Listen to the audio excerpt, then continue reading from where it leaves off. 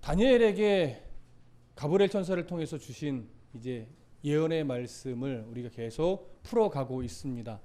그래서 설교적 느낌보다는 세계사 강의를 듣는 듯한 느낌을 지금 몇 주 동안 갖고 있는데, 아마 다음 주 정도까지면 이제 세계사를 마치 듣는 듯한 느낌은 다음 주 정도까지면 마무리가 될 것 같고요. 그 다음에 이제 12장을 하면서 12장이 아마 한 주 내지는 2주 가게 될 텐데, 그러면 이제 다니엘서가 마무리 될 것 같습니다.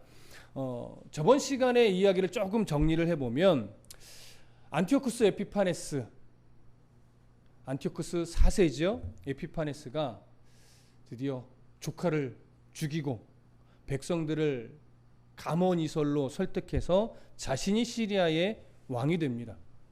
그러면서 굉장히 교활한 방법으로 조금씩 자신의 세력을 넓혀 가고 있었습니다. 그리고 나서 이제 그 영향력이 어디까지 미치기 시작했냐면 이스라엘까지 그 영향력이 미치기 시작했습니다. 이때 에피파네스는 이집트까지 정복을 하고 싶었습니다. 그래서 이집트의 펠루시움에서 이집트와 전쟁을 했는데, 그때 이집트의 왕이 톨레미 6세였습니다. 놀랍게도 이 에피파네스의 전술 능력이 굉장히 이제 탁월하게 발휘가 되었던 것 같아요. 그래서 이집트도 참 당시 강력한 나라였는데 그 톨레미 6세를 이깁니다. 이기고 톨레미 6세를 포로로 잡았지요. 그러나 이집트의 중심부인 알렉산드리아까지는 들어가지 못했습니다. 변방에 있던 펠루시움에서 싸우면서 멤피스라는 지역만 정복을 하게 됐습니다. 근데 참 재밌는 것은 톨레미 6세가 이 에피파네스의 포로가 되자 알렉산드리아, 그 이집트 중심부에서는 어떻게 된 일인지 참 마치 잘 됐다라는 식으로 톨레미 6세의 동생 톨레미 7세가 즉시로 왕이 되어버립니다. 그래서 톨레미 6세가 이것 때문에 아마도 분노했던 것 같아요. 어쩜 이럴 수가 있는가? 그래서 에피파네스에게 제안을 하죠. 내가 지금 포로가 되어 있지만 당신이 나를 도와서 다시 한번 이집트의 왕이 되게 해준다면 당신이 원하는 대로 이집트를 친시리아적 성향의 나라로 내가 만들겠습니다. 그러니까 시리아에 철저하게 복종하는 나라가 되겠다라고 하는 것이죠. 그래서 이 에피파네스는 그것을 수락합니다. 물론 서로 꿍꿍이가 있는 것이라고 말씀을 드렸어요. 그러나 오케이 허락을 합니다. 그래서 이 톨레미 6세를 멤피스의 왕으로 일단 세워놓고, 그 다음에 언제든 기회가 생기면 알렉산드리아에 있는 톨레미 7세를 공격하기 위해서 대략 10km 정도 떨어진 곳에 시리아의 군대를 주둔시켜 놓고 자신은 시리아로 이제 돌아갑니다. 자, 그 돌아가면서 이제 이후의 역사가 진행이 되는데, 그것이 오늘 읽은 본문의 내용입니다. 그렇게 이제 이집트를 떠나서 시리아로 가는 중에 이 예루살렘을 들리면서 일어나는 일들입니다. 자, 먼저 28절 함께 읽겠습니다. 시작. 북방 왕은 많은 재물을 가지고 본국으로 돌아가리니 그는 마음으로 거룩한 언약을 거스르며 자기 마음대로 행하고 본토로 돌아갈 것이며. 자, 북방 왕이 누구냐면 바로 이 톨레미 6세를 이긴 안티오쿠스 4세 에피파네스입니다. 이 에피파네스가 시리아로 돌아갈 때에 일단 이집트와 싸워서 승리를 하고 돌아가는 길이었기 때문에 그 많은 전리품을 획득해서 돌아간다는 거예요. 그래서 28절을 이렇게 말하죠. 북방왕은 많은 재물을 가지고 본국으로 돌아가리니, 이때 수많은 전리품을 가지고 돌아간다는 이야기고, 돌아갈 때에 예루살렘을 들리게 되는데, 예루살렘을 들릴 때 어떤 일이 벌어진다고 얘기하냐면 거룩한 언약을 거스르며 자기 마음대로 행하고 본토로 돌아갈 것이며, 이렇게 설명을 하는데, 이때의 상황을 이제 보통 이제 우리가 참고는 할 수 있는 외경 중에 마카비서라는 게 있어요. 마카비서 1장 20절에서 24절을 좀 살펴보면 어떤 내용이 있냐면, 에피파네스가 이집트를 서부수고 돌아가는 길에 대군을 이끌고 예루살렘을 들려서 예루살렘 성전에 있는 그 금제단, 등경, 모든 성전의 부속물들, 제사상, 그리고 술잔들, 그릇들, 금향로, 휘장, 이런 것들을 다 약탈해서 가져갔다는 기록이 있어요. 뿐만이 아니라 성전 정면에 이렇게 씌워졌던 금장식까지도 다 가져갔다라고 하는 이런 기록이 있어요. 뭐 100% 다 믿을 수는 없지만 그만큼 예루살렘에서 가져갈 수 있는 건 모조리 챙겨서 자기가 돌아갔다는 이야기인데, 그 마카비서의 내용뿐만이 아니라 실제로 역사 속에서 어떤 일이 있었냐면, 여러분 에피파네스 때 이 예루살렘에서는 성직 매매가 일어났다고 말씀드렸어요. 그때 처음 성직을 매매했던 자가 누구였냐면 예수아라고 하는 당시 현 대제사장의 동생이었어요. 그가 이 에피파네스에게 엄청난 양의 뇌물을 주고 나를 대제사장을 시켜주시오. 내가 이름도 이 헬라식으로 바꾸겠습니다. 그래서 이름을 뭘로 바꿨어요? 야손으로 바뀌었죠. 그래서 야손으로 바꾸고 결국 그 뇌물을 딱 받고 나서 대제사장을 박탈하고 이 야손을 대제사장으로 만들어버립니다. 다행히도, 그나마 다행히도 이 야손까지는 대제사장의 가문의 사람이었어요. 근데 그 이후에 한 이듬해 정도에 어떤 일이 하나 더 벌어져요? 메넬리우스라고 하는 대제사장의 가문이 아닌 사람이에요. 그 사람이 야손이 에피파네스에게 주었던 뇌물보다도 훨씬 더 많은 뇌물을 바치면서 나를 대제사장으로 시켜주시오. 그랬더니 이제 에피파네스는 손해볼 일이 없으니까 말 그대로 야손을 박탈하고 다시 메넬리우스를 대제사장으로 세워버린 거죠. 여러분 메넬리우스는 좀 전에도 말씀드렸어요. 대제사장의 가문의 사람이 아니에요. 그러니 유대인들의 입장에서는 이게 말이 되는 일이에요, 안 되는 일이에요? 안 되는 일이에요. 권력에 빌붙는 자들은 그래도 메넬리우스가 대제사장이 됐으니까 그 편에 서서 아부를 할지 모르겠지만 나름 이스라엘 민족이라는 정체성을 가지고 있는 사람들은 이게 말이 안 되는 일이에요. 그러니까 곳곳에서 대적하는 무리가 일어날까요? 안 일어날까요? 일어나죠. 반대 세력들이 있을 수밖에 없는 상황입니다. 자, 그런데 이제 이것 때문에 문제가 생기는 거예요.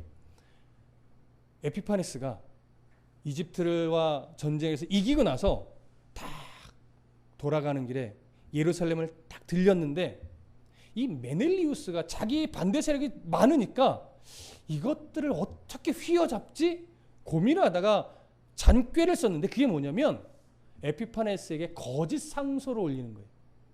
그럼 거짓 상소의 내용이 뭐냐? 지금 이스라엘 안에 반란의 움직임이 일어났습니다. 이렇게 보고를 하는 거예요. 그럼 메넬리우스가 말한 반란을 꾀하는 자들은 누구일까요? 메넬리우스 입장에서 자기를 반대하는 세력이죠. 그들을 어떻게 해서든지 모함해서 반란을 일으키는 세력으로 만들어버린 거예요. 그러면 이 이야기를 지금 에피파네스가 듣습니다. 그럼 에피파네스는 자기가 세운 대제사장이니까 그 메넬리우스의 말을 들을까요? 안 들을까요? 듣죠. 이 일로 인해서 예루살렘의 수많은 유대인들이 이 메넬리우스의 의도대로 학살을 당합니다. 그렇게 학살을 하면서 누구를 더 치켜 세울까요? 친시리아적 성향을 가지고 있던 사람들, 메넬리우스와 함께 친시리아적 성향의 사람들을 잔뜩 높여주고 반시리아적 성향에 있던 사람들에 대해서 엄청난 학대와 박해를 가하고 죽이고, 그래서 오만불손한 태도를 가득 표출해 내고 돌아갑니다. 자기 나라로. 그러니 이제 예루살렘은 누구의 손아귀에 있어요? 메넬리우스의 손아귀에 있겠죠. 그 권세가 무서워서 조용히 있는 사람들도 꽤 많았을 겁니다. 메넬리우스의 권세가 싫지만 그래도 어떻게 해요?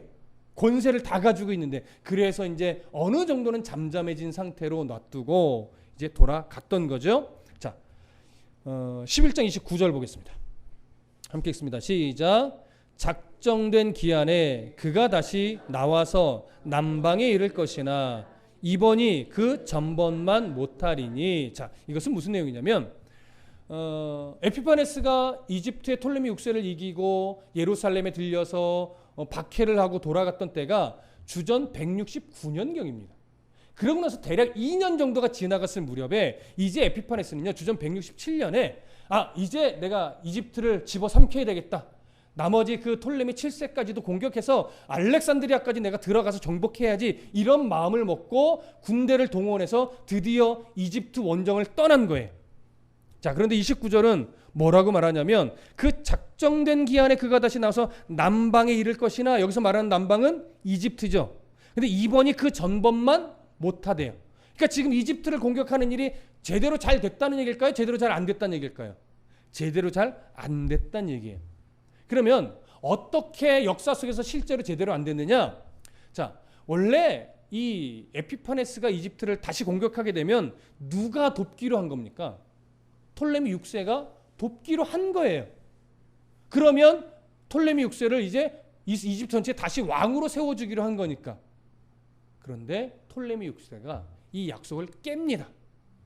처음에는 자기 동생이 왕이 된 것이 되게 불만스러운 것처럼 이야기를 했었는데, 실제로 시간이 좀 흐르고 나서 보니까 톨레미 6세가 톨레미 7세 동생과 싸우는 것이 아니라 그냥 연합을 해버렸어요. 너와 내가 싸울 것이 아니라 다시 힘을 합쳐서 에피파네스와 싸우자. 그래서 오히려 더 이집트는 힘이 세졌습니다. 그래서 이제 이 에피파네스가 공격해 오는 것을 알고 그와 맞서서 싸우기를 결심했는데, 이 두 사람이 가만히 생각해 보니까 아무래도 에피파네스가 강해요. 자기들의 힘만으로는 좀 약한 것처럼 느껴진 거예요. 그래서 엄청난 뇌물을 로마에 바치면서 도움을 요청합니다. 자, 로마에 도움을 요청했을 때 로마는 어떻게 반응했을까요? 우리가 앞에서 몇 번 나왔었는데 로마는 시리아가 세력을 확장하는 것을 좋아해요, 불편해요? 불편하게 여겨요. 그래서 몇 번 부딪힘이 있었습니다. 이때도 이 이집트의 요청을 받고 나서 그래, 시리아가 더 커지면 안 된다 이렇게 판단한 로마는요, 이제 이 이집트의 요청을 수락하고 나서 로마의 명장이었던 가이우스 폴리우스 레나스라는 사람을 파견을 합니다. 사령관으로 보냅니다. 엄청난 군대를 함께 보내는데, 이제 에피파네스와 싸우러 온 이 레나스 사령관이 사신을 보내요. 누구한테 보내냐면 바로 에피파네스에게 보내요. 보내서 뭐라고 말했을까요? 싸울 생각하지 말고 당장 시리아로 돌아가라, 이렇게 말하는 거예요. 에피파네스가 어떻게 반응했을까요? 이런 30절 한번 봐볼까요? 30절 함께 읽어봅니다. 시작. 이는 기띔의 배들이 이르러 그를 칠 것임이라. 그가 낙심하고 돌아가면서 맺은 거룩한 언약에 분노하였고 자기 땅에 돌아가서는 맺은 거룩한 언약을 배반하는 자들을 살필 것이며. 자, 여기 앞부분에 이렇게 돼 있죠. 기띔의 배들이 이르러. 여기 기띔의 배들이라는 것이 뭐냐면 로마의 함대를 말하는 겁니다. 그러니까 로마의 함대가 딱 몰아왔고 그 다음에 사신을 보내서 당장 돌아가라 했을 때 에피파네스는요, 사신의 말이었음에도 불구하고 사실은 꼼짝도 못했습니다. 여러분, 왜 꼼짝 못했을까요? 에피파네스가 어디에 볼모로 잡혀 있었어요? 로마에 10년이 넘게 볼모로 잡혀 있었어요. 볼모로 잡혀 있는 동안 그는 눈으로 뭘 보았을까요? 10여 년이 넘게. 로마가 얼마나 강력하고 또 잔인하고 무서운 나라인지 두 눈으로 경험을 했어요. 그러니까 로마의 이 명장이 와서 사신의 입술이었지만 돌아가라 하는 이 한마디를 듣고서 이게 어떻게 해야 되나 대적할 생각을 감히 못했어요. 그래서 에피파네스는요, 이 사신에게 내가 잠깐만 시간을 달라 이렇게 요청을 했어요. 그때 그 사신이 어떻게 했냐면 에피파네스를 딱 세워두고 그 주위에 동그랗게 원을 하나 그렸어요. 에피파네스 그 주위로. 그러니까 넓지도 않았겠죠. 원을 딱 그려놓고 뭐라고 말하냐면 당신이 이 원 밖을 나가기 전에 결정하시오. 여러분, 그래도 한 강한 나라의 왕이에요. 로마가 아무리 강력해도 장군도 아니고 그저 보냄을 받은 사신이에요. 근데 그 사신이 한 나라의 왕을 세워놓고 원을 그린 다음에 이 밖을 나가기 전에 당장 결정하시오. 여러분, 이게 수치스러운 장면이지요. 에피파네스가 얼마나 자존심이 상했을까요? 진짜 성질 같았으면 어떻게 하고 싶었을까요? 그 사신을 죽이고 로마와 한판 붙어보고 싶었을 겁니다. 근데 마음뿐이지 감히 그럴 엄두가 나지 않았습니다. 그래서 어쩔 수 없이 그 수치심을 꾹 누르고 칼 한 번 휘둘러 보지 못하고 돌아가기로 결심합니다. 돌아가는 길에 어디를 들리게 될까요? 이스라엘을 또 들리게 됩니다. 근데 지금은 승리하고 즐겁게 가는 길일까요? 수치를 안고 정말 억울한 마음으로 가는 길일까요? 예, 수치심을 안고 억울한 마음으로 돌아가는 길이에요. 그럼 이스라엘의 예루살렘에 들렸을 때 그가 무슨 짓을 할까요? 우리나라 말로는요, 한강에서 빰 맞고 엉뚱한 데 가서 화풀이하는 격의 행동을 이때 합니다. 이때. 그래서 이제 유대인에 대한 엄청난 박해가 시작이 되는데, 자, 문제가 하나 있었어요. 이 수치스러운 마음, 정말 억울한 마음에 이스라엘 예루살렘이 불을 붙이는 사건이 하나 생기는데, 잘 보세요. 예루살렘에요. 이때에 예루살렘에 요즘 유행하는 말로 찌라시가 하나 돌아요. 소문이 하나 돌아요. 그 소문이 뭐냐면 에피파네스가 이집트와 전쟁을 하다가 죽었다. 이런 찌라시가 막 돌아다닌 거예요. 소문이 난 거예요. 이 소문을 누군가는 믿겠죠.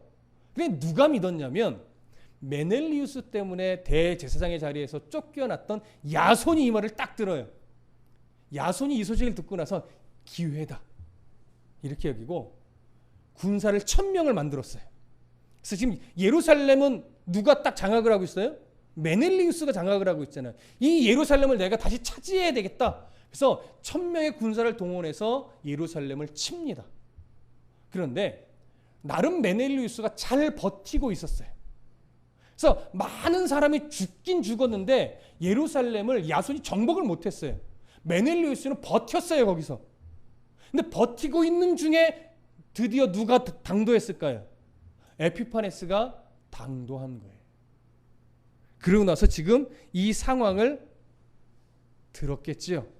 자, 이 상황을 딱 듣자 에피파네스가 어떻게 했을까요? 그 야손과 그 무리 일당들, 그리고 그들뿐만이 아니라 반시리아적 성향을 가지고 있는 사람들을 다 색출하고 다 찾아서 죽이고 가두고 막 고통을 줄 수 있는 대로 주는 거죠. 이렇기 때문에 이 주전 167년경 이때 후반에는요, 엄청나게 박해의 이 피바람이 예루살렘을 휘감아 버렸습니다. 그 심각한 박해가 바로 31절부터 35절에 지금 기록되어 있는 겁니다. 자, 31절을 좀 보실까요? 함께 읽습니다. 시작. 군대는 그의 편에 서서 성소 곧 견고한 곳을 더럽히며 매일 드리는 제사를 폐하며 멸망하게 하는 가증한 것을 세울 것이며, 에피파네스는요, 예루살렘 성벽도 막 무너뜨리고 성전도 더럽히는데 특히 성전을 어떤 식으로 더럽혔을까요? 우리가 이전에 이미 몇 차례 이야기를 나눴는데 성전 안에 제우스 신상을 세웁니다.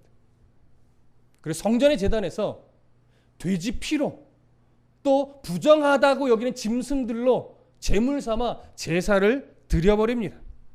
그리고 유대인들이 매일 드리는 상번제를 다 없애버립니다. 뿐만 아니라 각종 제사 행위를 다 금지시킵니다.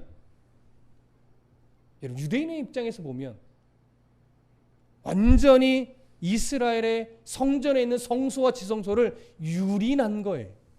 성전을 완전히 모독한 거예요. 유대인들이 이 상황을 겪으면서 그들의 가슴이 어땠을까요? 이거는 나라를 잃은 슬픔보다도 더 극한 슬픔에 빠질 수밖에 없는 겁니다. 자, 32절 함께 읽어볼까요? 32절 시작. 그가 또 언약을 배반하고 악행하는 자를 속임수로 타락시킬 것이나 오직 자기의 하나님을 아는 백성은 용맹을 떨치리라. 자, 저를 보세요. 이런 상황이 딱 일어나면서 엄청난 박해를 하고 성전을 모독하고 성전 제사들을 다 금지시키고 막 이러면서 에피파네스가 무슨 명령을 내리냐면 이제부터 여호와 하나님을 섬기지 않고 헬라의 제우스를 섬기는 자에게는 큰 상을 주겠다라고 하면서 모든 이익들을 다 주겠다라고 공포를 해버려요. 반대로 여호와를 계속해서 섬긴다면 어떤 일이 벌어질까요? 피바람이 불 것이라는 얘기도 같이 전파가 됐겠죠. 그때 많은 유대인들이 어쩔 수 없이, 아니요, 한편으로는 이때가 기회다 생각해서 여호와 하나님을 버리고 제우스를 섬기겠노라, 그러면 친시리아적 성향을 아예 대놓고 드러내 버립니다. 그러니까 이들은 다 언약을 배반하는 자들이 되어버린 거죠. 이스라엘은 지금 아주 심각한 지경에 이르러 버렸습니다. 하나님을 버리는 사태가 일어난 거예요.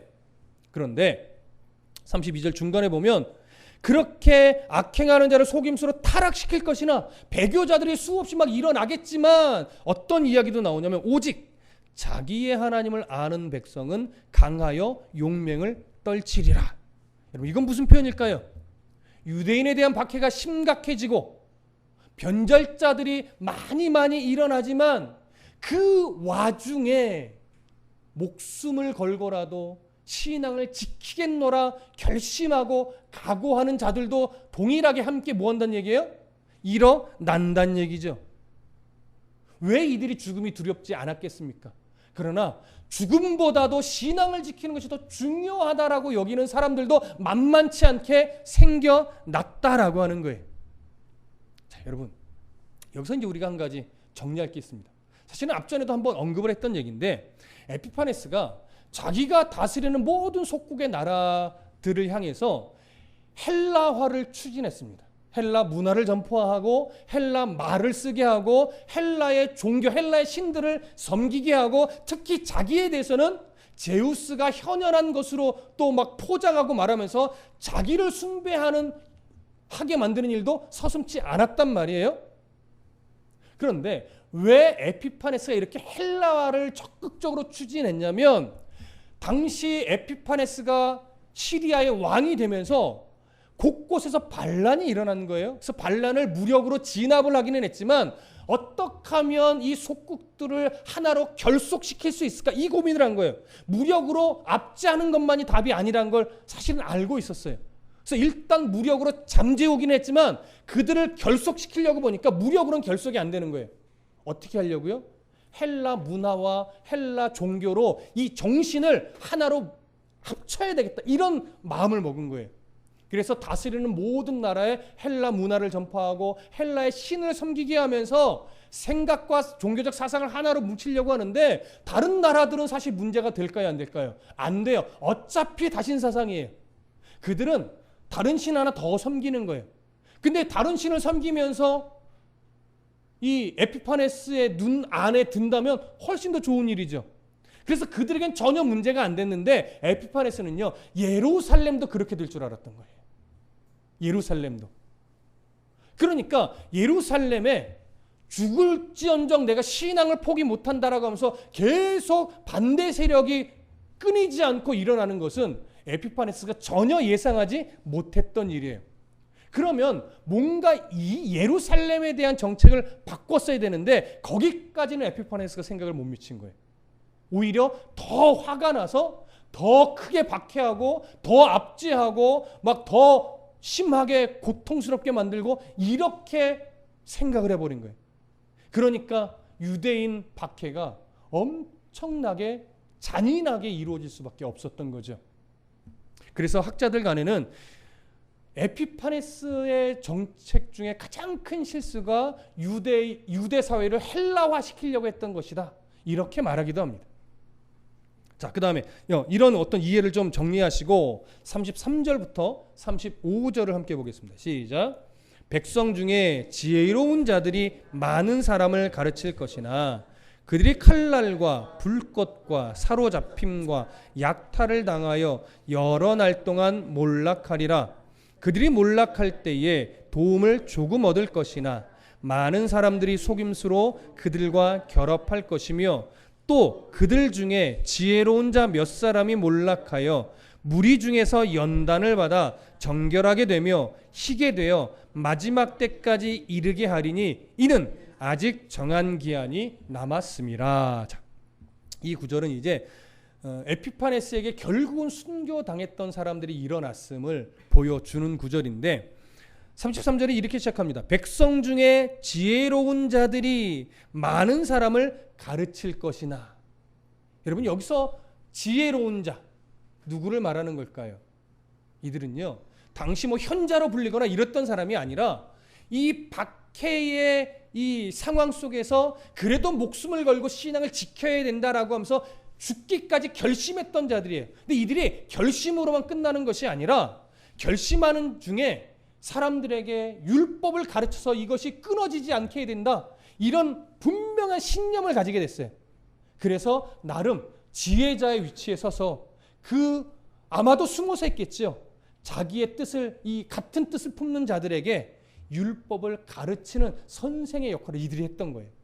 하지만 그렇게 신앙을 지키고 율법을 가르치면서 신앙을 잃어버리지 않게 노력하는 중에 또 삭출된 자들은 어떻게 해요? 죽임을 당하는 거죠. 그래서 33절에 그래서 이런 표현한 겁니다. 백성 중에 지혜로운 자들이 많은 사람을 가르칠 것이나 그들이 칼날과 불꽃과 사로잡힘과 약탈을 당하여 여러 날 동안 몰락하리라.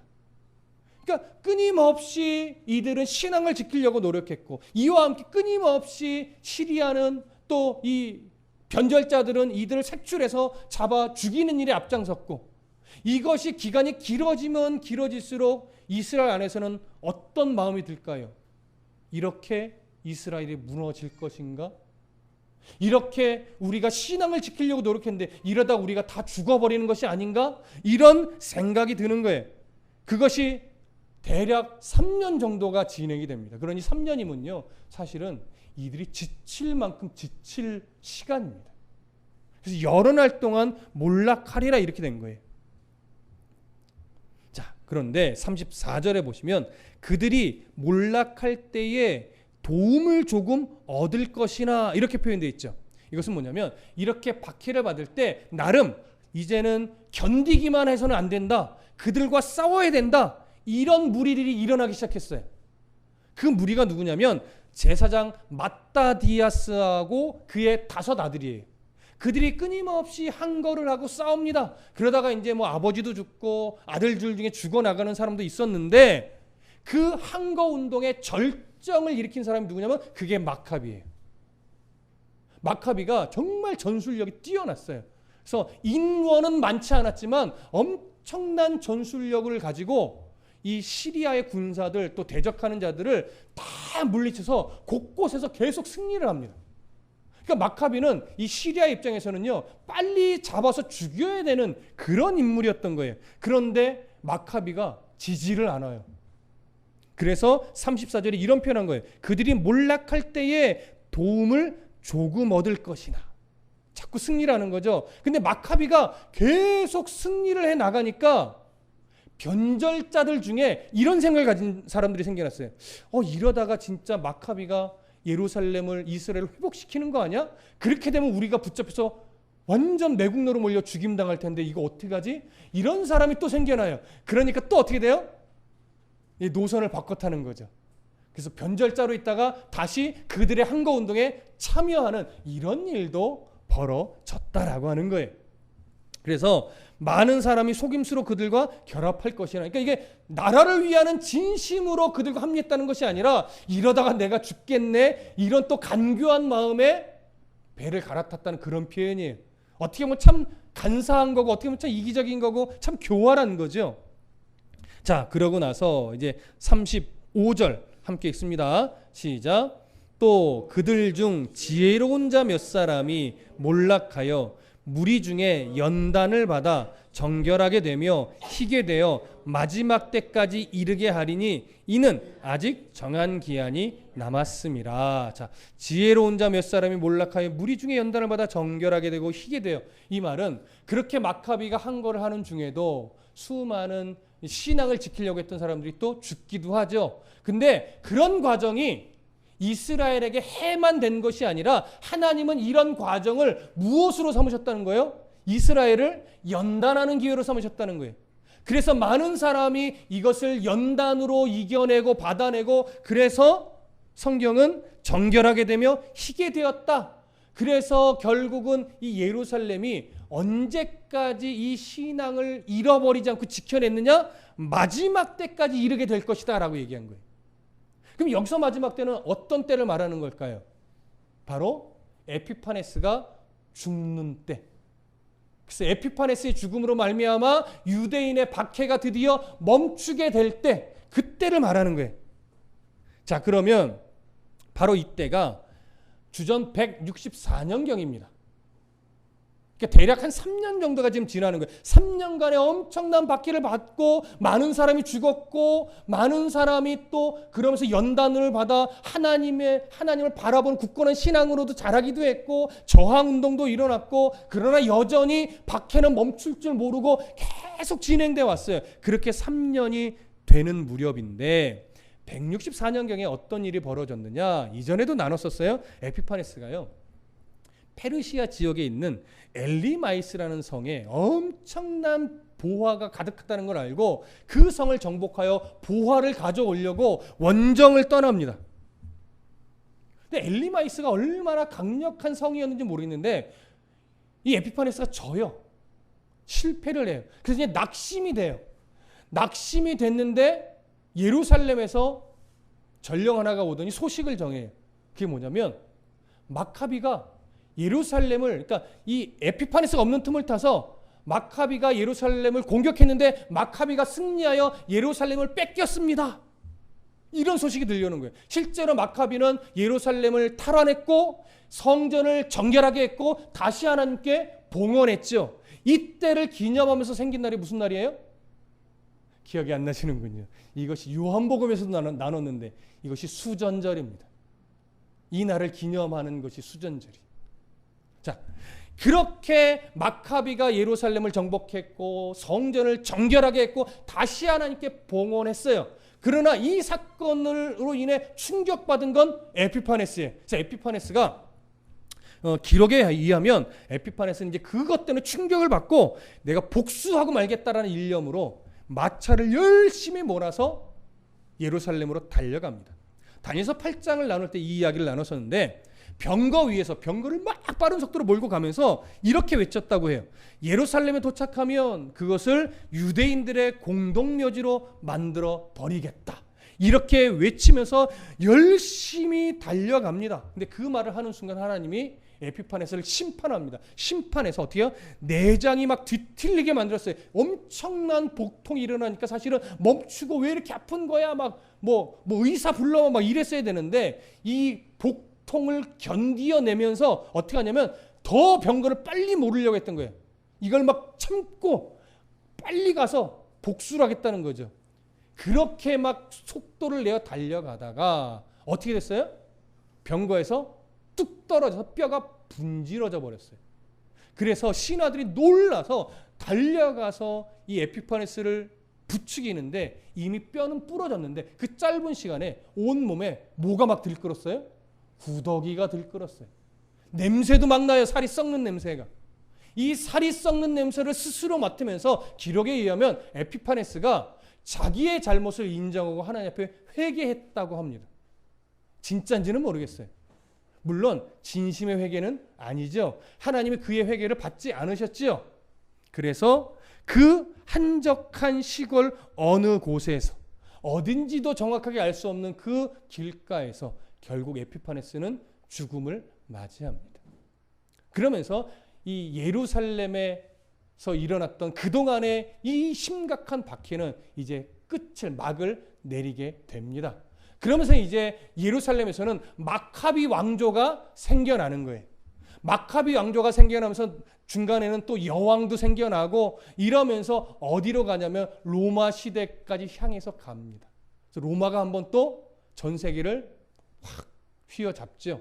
로마가 제국을 이루면서 드디어 그 로마 시대에 예수님이 성육신하시고 십자가에 달려 죽으시고 부활하시고 승천하는 일까지 그 로마 시대에 일어나는 건데, 다니엘은 로마 시대까지는 가지 않습니다.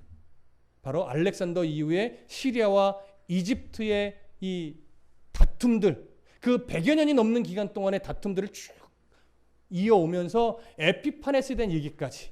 그래서 결국 이 가브리엘 천사가 이 이야기를 다니엘에게 예언해 준 이유는 뭐예요? 두려워하지 말라는 거죠. 너희들이 지금 바벨론의 포로 생활을 해왔고 지금 페르시아의 포로까지 되어 있지만 결국 세상 역사는 하나님께서 주관해 가신다. 이 포로의 삶을 산다고 해서 너희들이 고통 속에 하나님을 잊어버리고 고통 속에 하나님을 외면하고 고통 속에 하나님을 원망하는 그런 인생이 되지 말고, 이렇게 역사를 주관하면서 끝내 하나님의 나라를 세워가실 그 하나님을 신뢰하면서 이 포로의 삶을 바르게 살아내라는 것, 그걸 보여주기 위한 거죠. 그래서 다니엘의 입장에서 지금 이 11장까지, 앞으로 12장까지 내용은 미래의 일이에요. 그러나 우리 입장에서는 이미 이루어진 일이죠. 그래서 우리는 계속해서 다니엘에게 있어서는 미래의 예언이지만 우리는 이미 역사 속에 이루어진 일로 계속 나누는 거예요. 어쩔 수 없이. 근데 왜 이렇게 나눠요? 하나님의 말씀이 한 터럭의 오차도 없이 역사 속에서 그대로 이루어졌다는 것을 우리가 나누면서 무엇이 강조되는 거예요? 하나님의 역사를 운행하시는 하나님의 절대 주권을 우리는 계속 강조해서 보고 확인해 가고 있는 겁니다. 이제 다음 시간에는 11장이 마무리가 됩니다. 그리고 그 다음에는 이제 12장이 마무리가 되겠죠. 11장은 바로 오늘 우리가 본 35절 이후 36절부터 45절까지인데요. 이 45절까지의 내용은 에피파네스와 적그리스도가 비교가 되면서 앞부분은 에피파네스가 상징하는 적그리스도의 모습을, 뒷부분에는 이제 조금 더 적그리스도의 모습에 치중해서 가브리엘 천사를 통한 예언의 이야기가 이제 또 나눠질 겁니다. 그러면서 하나님이 이 역사를 어떤 방향으로 끝내 끌고 가실 건가를 우리가 다음 시간에 확인을 하게 될 겁니다. 기도하겠습니다.